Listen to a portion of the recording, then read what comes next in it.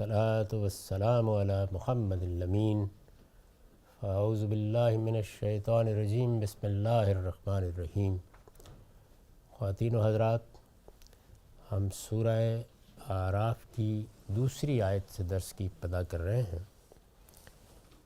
اس سے پچھلی نشست میں سورہ کی ابتدا ہو گئی تھی اور میں نے یہ عرض کیا تھا کہ یہ اسی مضمون سے ابتدا ہوئی ہے جس پر سورہ انعام ختم ہوئی تھی، یعنی رسالت مآب صلی اللہ علیہ وسلم کو اب چونکہ انذار پر کھڑا کیا گیا ہے تو آپ کو یہ بتا دیا گیا ہے کہ یہ بھاری ذمہ داری ہے، قول ثقیل ہے۔ اپنی قوم کو آپ جب بلائیں گے، خبردار کریں گے تو اس کا رد عمل ہوگا۔ یہ ہدایت اس طرح نہیں پائیں گے جس طرح کہ آپ کے دل میں خواہش ہے۔ آپ کو اس سے دل تنگ نہیں ہونا چاہیے، کوئی پریشانی نہیں ہونی چاہیے۔ آپ کی ذمہ داری ابلاغ ہے، پہنچا دینا ہے۔ یہاں سے بات شروع کی گئی ہے۔ اس کے بعد بتایا گیا ہے کہ یہ کتاب جو آپ کی طرف نازل کی گئی ہے، اس سے مقصود کیا ہے۔ یعنی یہ ہے کہ کتاب نازل ہوئی ہے تو اب لوگوں کو پکڑ کر لازماً ہدایت کے دائرے میں لے آیا جائے گا، یہ ممکن نہیں ہے، ایسا نہیں ہوگا۔ اللہ کا جو قانون ہے ہدایت اور گمراہی کے بارے میں، لوگ ہدایت پائیں گے تو اسی کے لحاظ سے پائیں گے، اور اگر وہ گمراہ ہوں گے تو اسی کے مطابق گمراہ ہوں گے۔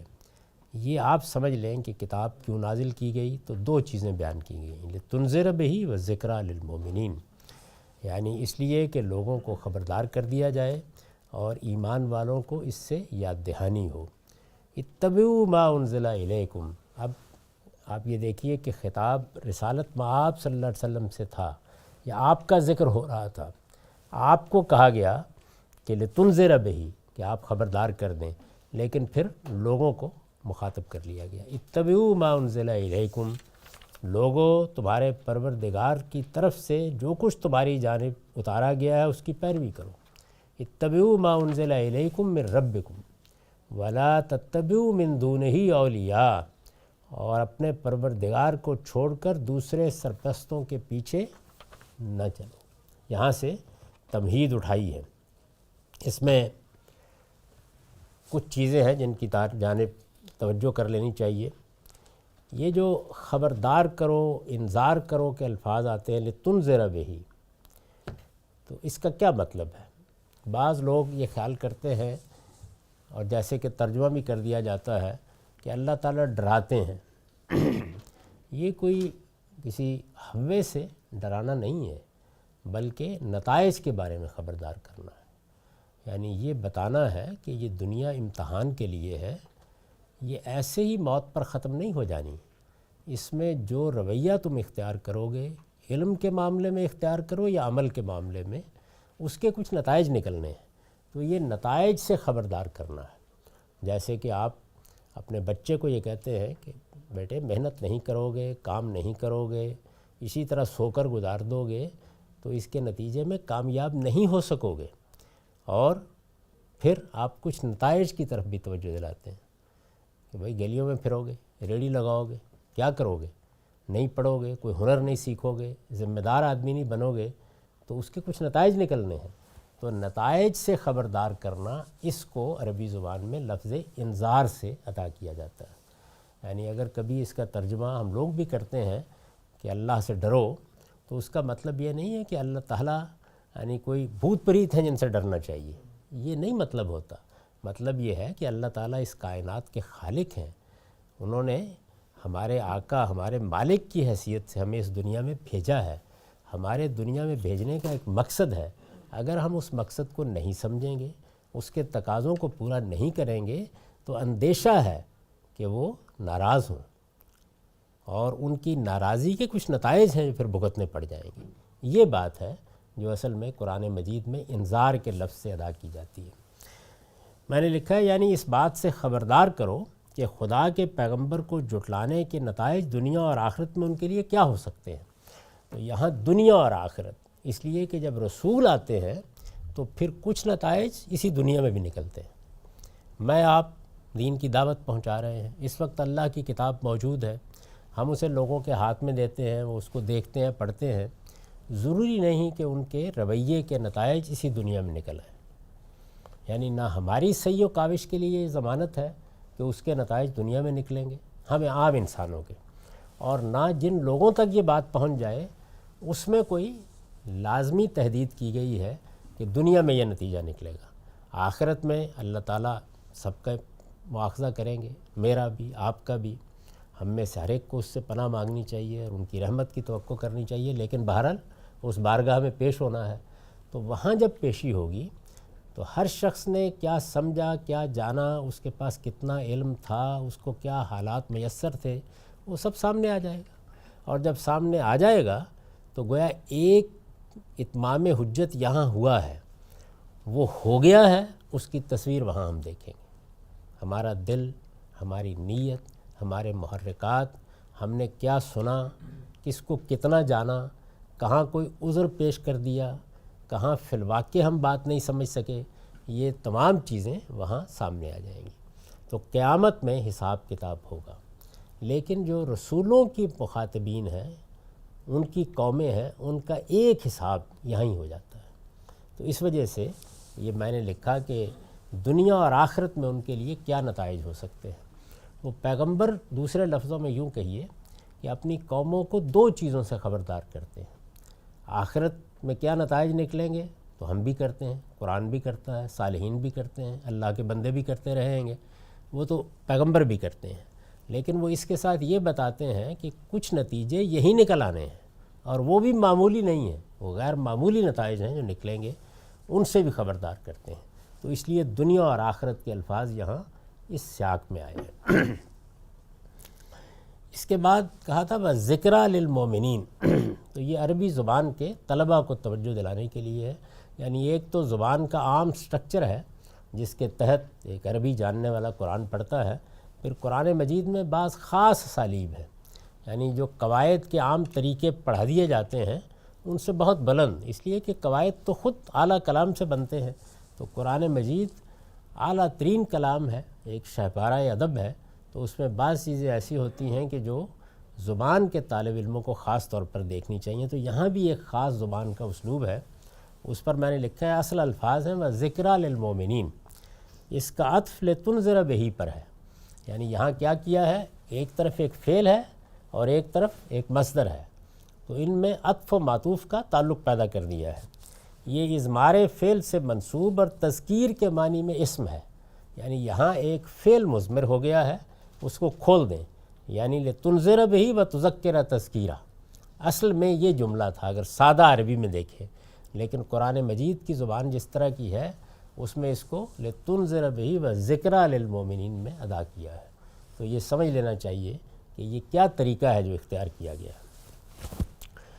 میں نے عرض کیا کہ بات شروع کی رسالت میں آپ صلی اللہ علیہ وسلم کو کس ذمہ داری پر فائز کیا گیا، ایک جملے میں اس کا اظہار کیا، آپ کو یہ بتایا کہ ذمہ داری اگرچہ بہت بڑی ہے لیکن اپنے آپ کو کسی پریشانی میں مبتلا نہ کریں، آپ کا کام پہنچانا ہے، اور پھر براہ راست لوگوں کو خطاب کیا، تمہارے پروردگار کی طرف سے جو کچھ تمہاری جانب اتارا گیا ہے اس کی پیروی کرو، اتبعوا وَلَا تَتَّبِعُوا مِن دُونِهِ اولیاء، اور اپنے پروردگار کو چھوڑ کر دوسرے سرپرستوں کے پیچھے نہ چلو۔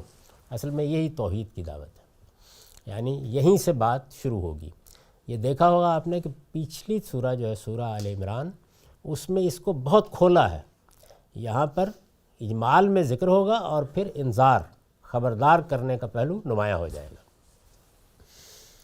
دوسرے سرپرستوں کے پیچھے نہ چلو، من دونہ اولیاء، یہ جو اولیاء کا لفظ ہے یہ دوست کے معنی میں، سرپرست کے معنی میں عام استعمال ہوتا ہے۔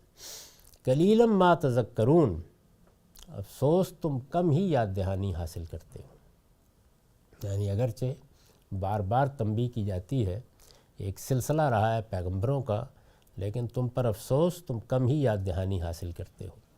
وَكَم مِّن قَرْيَةٍ أَهْلَكْنَاهَا فَجَاءَهَا بَأْسُنَا بَيَاتًا وَهُمْ قَائِلُونَ، اس سے پہلے کتنی ہی بستیاں ہیں جنہیں ہم نے ہلاک کر دیا تو ہمارا عذاب ان پر رات میں اچانک ٹوٹ پڑا یا دن دہاڑے آ گیا جب وہ آرام کر رہے تھے۔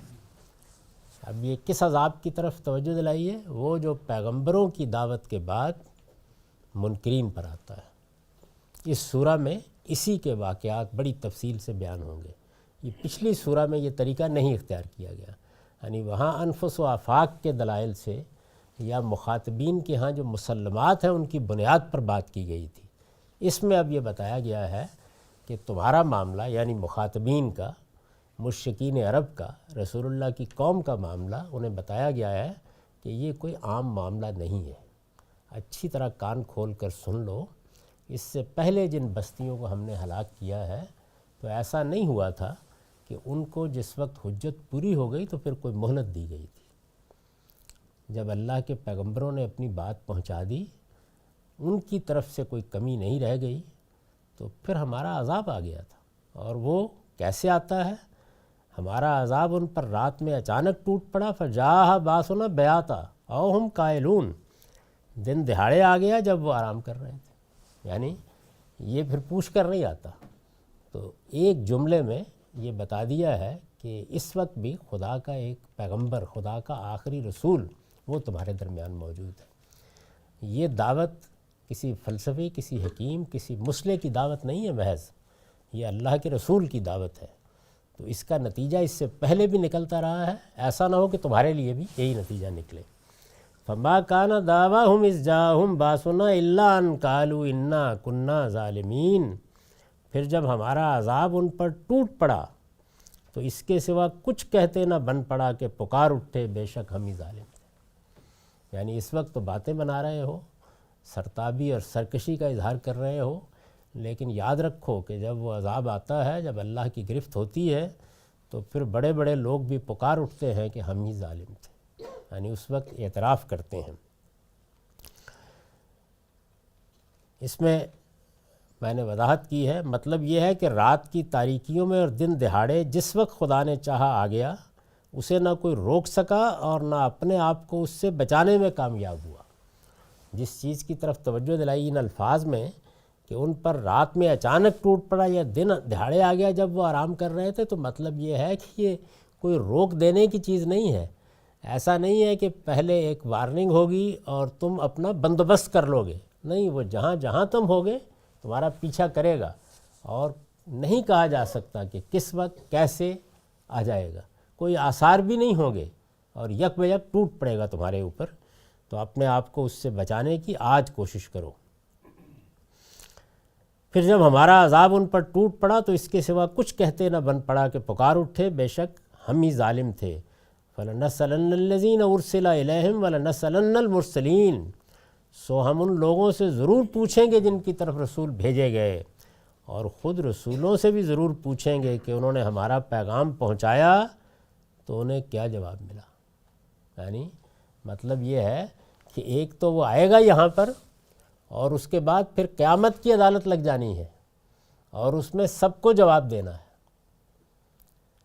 تم سے بھی پوچھا جائے گا کہ جب ہمارا پیغمبر آیا تھا، ہمارا رسول آیا تھا، تم نے کیا رویہ اختیار کیا، اور رسولوں سے بھی پوچھا جائے گا۔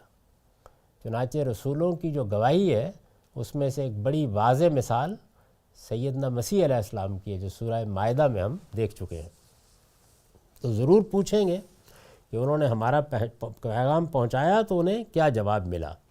اس پر اس تفسیر میں نوٹ ہے، پیچھے اس عذاب کا ذکر تھا جو رسولوں کی طرف سے اتمام حجت کے بعد دنیا میں خدا کی دینونت کے ظہور سے آتا ہے۔ یعنی یہ جس عذاب کا پیچھے ذکر ہوا ہے، جہاں سے تمہید اٹھائی جا رہی ہے، یعنی مخاطبین کو بتایا جا رہا ہے کہ اس طرح سے گرفت ہوا کرتی ہے۔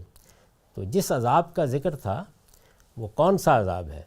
وہ عذاب ہے جو رسولوں کی طرف سے اتمام حجت کے بعد، یعنی یہ رسول جب بات کو واضح کر دیتے ہیں، اتمام حجت ہر لحاظ سے بات واضح ہو گئی، کوئی بات رہ نہیں گئی، کوئی عذر کا امکان باقی نہیں رہا۔ جب یہ ہو جاتا ہے تو پھر خدا کی دینونت جزا و سزا کا ظہور ہوتا ہے۔ یہ سارا کا سارا جو دینی دعوت کا معاملہ ہے ایک ہی نقطے پر ارتکاز کیے ہوئے ہے، وہ کیا ہے؟ جزا و سزا۔ یعنی یہ دنیا امتحان کی دنیا ہے، تم ایسے ہی نہیں چھوڑ دیے جاؤ گے، تمہیں ایک دن جواب دہ ہونا ہے، اور یہ جواب دہی علم کے معاملے میں بھی ہے، عمل کے معاملے میں بھی ہے۔ دیکھا جائے گا تم نے صحیح رویہ اختیار کیا چیزوں کو سمجھنے اور جاننے میں، دیکھا جائے گا کہ تم نے صحیح رویہ اختیار کیا جو علم تمہیں ملا اس کے تقاضوں کو پورا کرنے. تو یہ پوچھا جائے گا. پیچھے اس عذاب کا ذکر تھا جو رسولوں کی طرف سے اتمام حجت کے بعد دنیا میں خدا کی دینونت کے ظہور سے آتا ہے، یعنی وہ جزا و سزا. یہ کہا نا یوم الدین، تو یہ دینونت اسی سے ہے، جزا و سزا کا دن.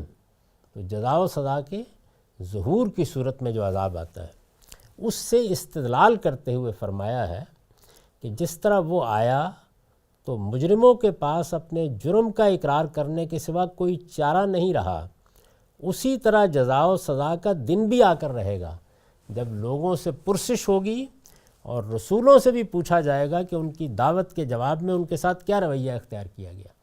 یعنی پہلے یہاں پر جو کچھ ہوتا ہے اس کو بیان کیا اور پھر اسی سے مضمون کو اٹھایا اور اٹھا کر یہ کہا کہ یہاں تو یہ ہونا ہے، لیکن اس کے بعد ایک اور معاملہ بھی ضرور ہونا ہے، اور وہ یہ کہ تم خدا کی بارگاہ میں اٹھائے جاؤ گے اور وہاں تم سے بھی پوچھا جائے گا کہ تمہارے پاس کیا عذر تھا، کیا بات تھی، کیوں تم نے نہیں مانا، کوئی غلط فہمی ہو گئی، بات سمجھ میں نہیں آئی، تم سے بھی پوچھا جائے گا. اور رسولوں سے بھی پوچھا جائے گا کہ انہوں نے کوئی کسر چھوڑی تھی، بات پہنچا دی تھی، کیا رویہ اختیار کیا، ان سے بھی پوچھیں گے. فرمایا فَلَنُقُصَّنَّ عَلَيْهِمْ بِعِلْمٍ مَا كُنَّا غَائِبِينَ، پھر پورے علم کے ساتھ ہم تمام سرگزشت انہیں کہہ سنائیں گے. یعنی اس کے بعد حقائق سامنے آئیں گے. ایسا نہیں ہوگا کہ آدمی وہاں اپنی کوئی کہانی سنا کر چھوٹ جائے گا. پھر کیا ہوگا؟ فَلَنُقُصَّنَّ عَلَيْهِمْ بِعِلْمٍ مَا كُنَّا غَائِبِينَ، پھر پورے علم کے ساتھ ہم تمام سرگزشت انہیں کہہ سنائیں گے. ظاہر ہے کہ یہ سرگزشت کیسے سنائی جائے گی اس کی تفصیل تو ہم یہاں نہیں جانتے. یعنی کیا سب کچھ ہمارے سامنے آ جائے گا، ہمارے اعمال نامے میں آ جائے گا، پوری داستان سامنے آ جائے گی، نیت اور محرکات نمایاں ہو جائیں گے. بہرحال فرمایا یہ ہے کہ وہ پورے علم کے ساتھ ہوگی، پوری سرگزشت ہوگی، اور اس کے اوپر کیا خوبصورت جملہ، ما کننا غائبین، آخر ہم کہیں غائب تو نہیں تھے.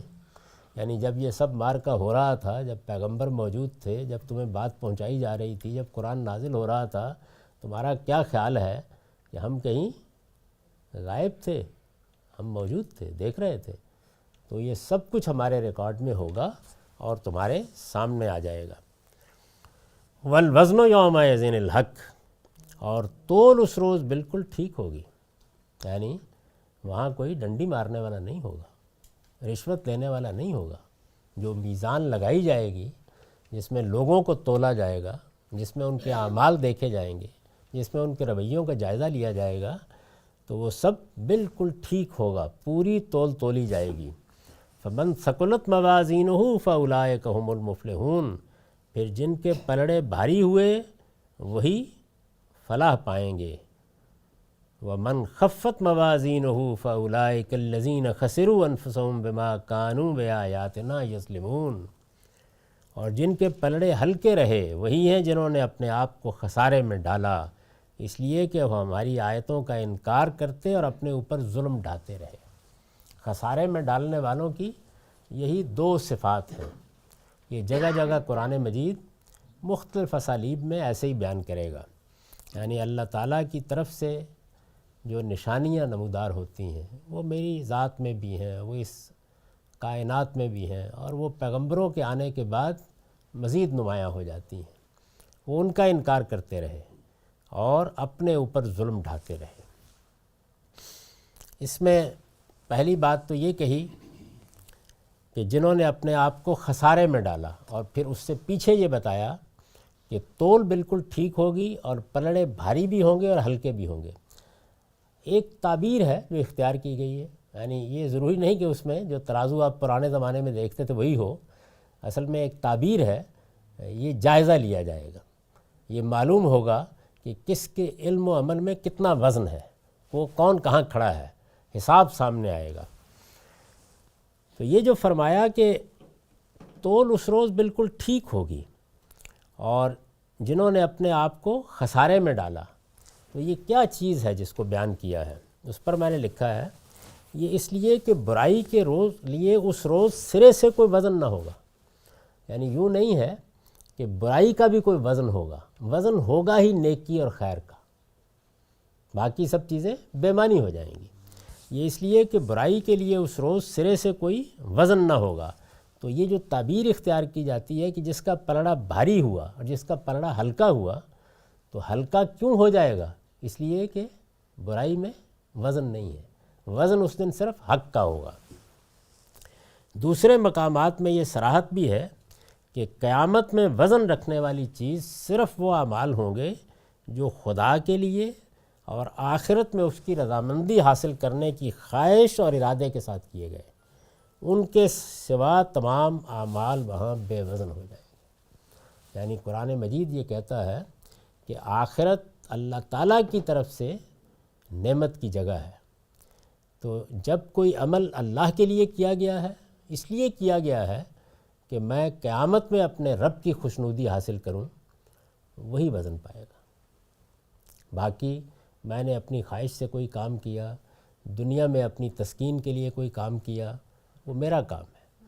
تو اس لیے جب بھی کبھی نیکی، خیر، علم کی طرف پیش رفت کوئی بھی چیز انسان کرے تو اس کو یہ جاننا چاہیے کہ اس کے اندر شدید خواہش ہو کہ میں اپنے پروردگار کو اس سے خوش کروں، میرا مالک وہ مجھ سے راضی ہو جائے۔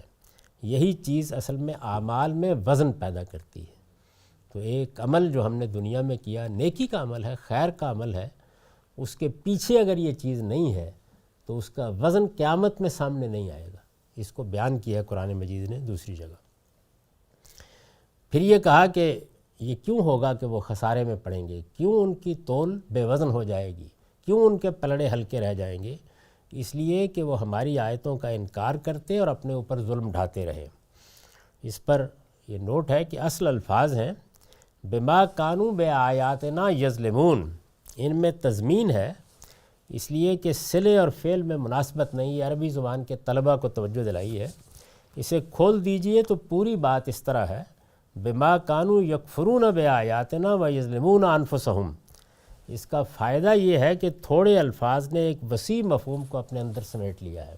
یہ بھی قرآن مجید کی زبان کا ایک خاص اسلوب ہے کہ اس میں بعض موقعوں کے اوپر ایک لفظ آتا ہے اور اس لفظ کا صلہ یا پریپوزیشن اس کے ساتھ مناسبت نہیں رکھتی۔ وہ کیوں ہوتا ہے؟ اس میں ایک اور فعل چھپا ہوا ہوتا ہے، تو اس پورے کو آپ کھول دیں تو لفظ چند ہوں گے لیکن جملہ پوری طرح واضح ہو جائے گا۔ تو یہاں پر کیا کہا کہ بما کانوا بآیاتنا یظلمون، تو یظلمون کے ساتھ جو بے کا صلہ آیا ہے اس نے یہ بتا دیا کہ یہاں یکفرون کا مضمون بھی ہے، تو اس لیے ترجمے میں اس کو کھول دیا گیا ہے، اس لیے کہ وہ ہماری آیتوں کا انکار کرتے اور اپنے اوپر ظلم ڈھاتے رہے۔ انکار کرتے کے لیے الفاظ نہیں ہے یہاں، اس میں صرف ایک پریپوزیشن ہے، یعنی فعل کے ساتھ ایک صلہ ہے جو دلالت کر رہا ہے کہ یہاں یہ فعل چھپا ہوا ہے، تو اس کو نکال دیا جاتا ہے تاکہ بات واضح ہو جائے۔ وَلَقَدْ مَكَّنَّاكُمْ فِي الْأَرْضِ وَجَعَلْنَا لَكُمْ فِيهَا مَعَائِشَ قَلِيلًا مَا تَشْكُرُونَ۔ لوگو، ہم نے اس سرزمین میں تمہیں اقتدار عطا فرمایا۔ یعنی یہ عرب کے لوگ، قریش کے لوگ، بنی اسماعیل کے لوگ ایک لمبے عرصے سے یہاں سردار رہے۔ سرزمین عرب میں ایک نوعیت کی بادشاہی ان کو حاصل تھی۔ قبائلی نظام میں جس طرح کا معاملہ ہوتا ہے ویسا ہی تھا، لیکن بہرحال ایک نوعیت کا اقتدار تھا۔ یہ اس سرزمین میں، اس پر میں نے لکھا ہے، یعنی سرزمین حرم میں جہاں قریش کو اقتدار و اختیار حاصل تھا، سورہ کے مخاطب چونکہ وہی ہیں اس لیے یہاں سے تمہید اٹھائی ہے۔ یہ اصل میں بات اب آگے بڑھ رہی ہے اور یہ تمہید میں بتایا جا رہا ہے کہ لوگوں، ہم نے اس سرزمین میں تمہیں اقتدار عطا فرمایا، وَجَعَلْنَا لَكُمْ فِيهَا مَعَائِشَ، اور تمہارے لیے اس پہ معاش کی راہیں کھول دیں، قَلِيلًا مَا تَشْكُرُونَ، پر تم کم ہی شکر گزار ہوتے ہو۔ یہی مضمون ہے نا جو بالکل خاتمے میں جا کے لإلاف قریش میں بیان ہوا ہے۔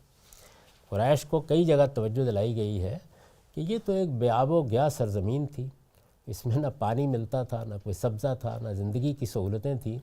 یہ حرم یہاں ہم نے بنایا اور اس کے نتیجے میں تمہارے لیے معیشت کی راہیں بھی کھل گئی۔ تمہیں یہ اقتدار جو حاصل ہوا ہے اور جو یہ تمہیں سرفرازی حاصل ہے، اس کے پیچھے بھی ہماری یہ عنایت ہے، لیکن تم کم ہی شکر گزار ہوتے ہو۔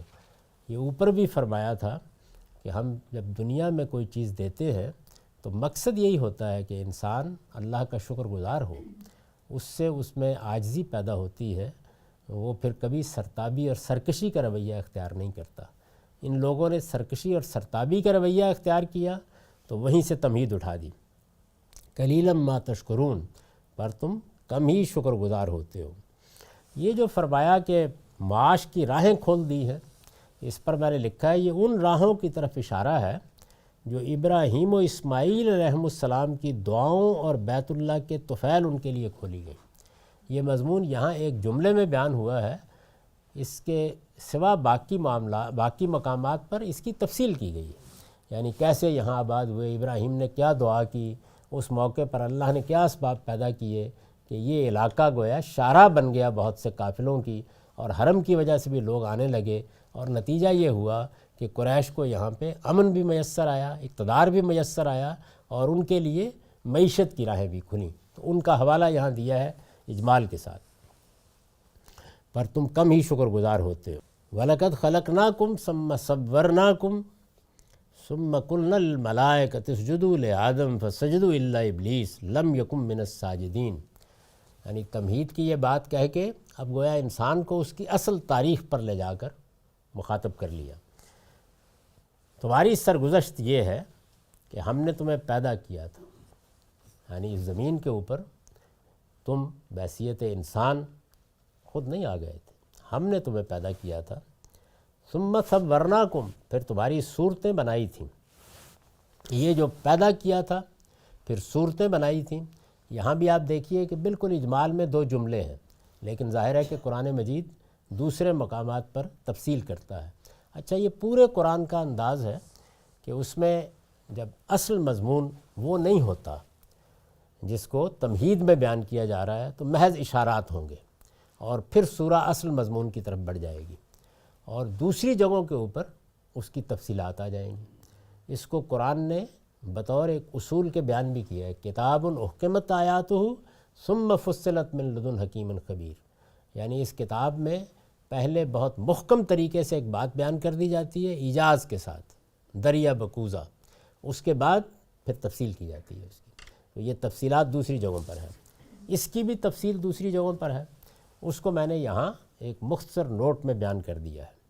یعنی یہ جو فرمایا ہے کہ وَلَقَدْ خَلَقْنَاكُمْ ثُمَّ صَوَّرْنَاكُمْ ثُمَّ قُلْنَا لِلْمَلَائِكَةِ اسْجُدُوا لِآدَمَ، اب یہ اس پہلے واقعے کی طرف اشارہ کیا ہے اور اس کی آگے تفصیل ہے۔ تو یہ تمہیں پیدا کیا، پھر تمہاری صورتیں بنائیں، اس پر میں نے لکھا ہے کہ اس کی تفصیل قرآن کے دوسرے مقامات سے یہ معلوم ہوتی ہے کہ پہلے زمین کے پیٹ میں انسان کا حیوانی وجود تخلیق ہوا، پھر اس میں اپنی نسل آپ پیدا کر لینے کی صلاحیت ودیت ہوئی، یعنی وہ گویا اپنی نسل خود پیدا کرنے والا حیوان بن گیا، پھر اس کا تسویہ کیا گیا، یعنی اس کے بعد وہ مرحلہ آیا کہ اب اس کے جسمانی پہلو میں بہتری پیدا کی گئی، اس کو زیادہ خوبصورت بنایا گیا۔ اس طریقے سے جو مخلوق وجود میں آئی ان میں سے دو کا انتخاب کر کے پھر ان میں روح پھونکی گئی، جس سے آدم و حوا کی صورت میں نطق و بیان کی صلاحیت اور عقل و شعور سے بہرہ یاب ایک نئی مخلوق یعنی انسان کی ابتدا ہو گئی۔ یہ نوع انسانی پر گزرنے والے مختلف مراحل کی تفصیل ہے جن میں ہر مرحلے کی مدت ہزاروں سال ہو سکتی ہے۔ ہڈیوں، کھوپڑیوں اور ڈھانچوں کے اوراق میں سائنسدان جو کچھ پڑھ رہے ہیں وہ یہی سرگزشت ہے، اس کا ارتقاء کے اس تصور سے کوئی تعلق نہیں ہے جو ڈارون نے پیش کیا تھا۔ یعنی قرآن مجید کا یہ نقطہ نظر ہے جس کا یہاں بالاجمال میں نے ذکر کر دیا ہے۔ یہاں چونکہ اس کی تفصیل کا موقع نہیں، یہ تفصیل سورہ سجدہ میں ہوگی اور وہیں سے اس کو لیا بھی گیا ہے، وہاں قرآن مجید نے یہ سب مراحل بیان کیے ہیں۔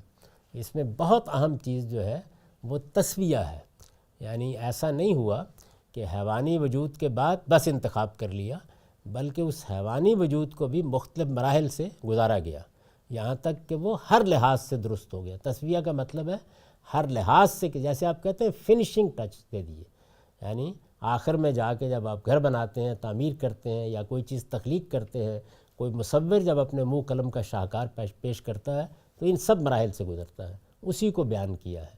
اسی وجہ سے اللہ تعالیٰ تخلیقی عمل میں بھی جو الفاظ استعمال کرتے ہیں وہ خلق، میں باری ہوں، میں مصور ہوں، یہ سب استعمال کرتے ہیں، یعنی کیسے ابتدا ہوئی، کیسے مختلف مراحل سے گزرا۔ اس مضمون کو ہم آگے بڑھائیں گے۔ اقول قولی ھذا واستغفر اللہ لی ولکم ولسائر المسلمین۔